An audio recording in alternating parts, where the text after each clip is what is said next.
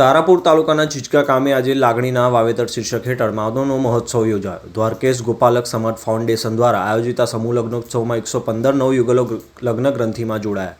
જ્યાં 45 નિરાધાર દીકરીઓનું કન્યાદાન કરીને વિજયભાઈ ભરવાડ પરિવારે સમાજ સામે સેવાભાવનું ઉત્તમ ઉદાહરણ પૂરું પાડ્યું.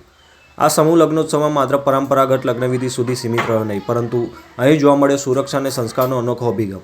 માર્ગ અકસ્માતોથી બચવા માટે તમામ નવયુગલોને હેલ્મેટ આપી ટ્રાફિક જાગૃતિનો સંદેશ આપવામાં આવ્યો.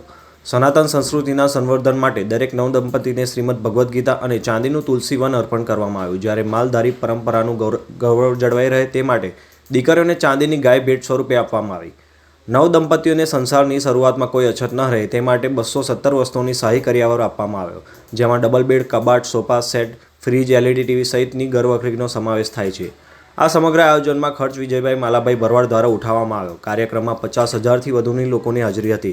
ગુજરાતના મંત્રીઓ, સાંસદો અને ધારાસભ્યોની ઉપસ્થિતિમાં યોજાઈ અને લોકપ્રિય કલાકારોની લગ્ન ગીતોને પ્રસંગે વધુ ભવ્ય બનાવ્યો. લાગણીના વાવેતર નામે યોજાયેલા સમૂહ લગ્નોત્સવમાં સમાજ માટે એક સંદેશ છે, જ્યાં લગ્ન અને સુરક્ષા, સંસ્કાર અને સંવેદનાનું પણ વાવેતર થાય છે.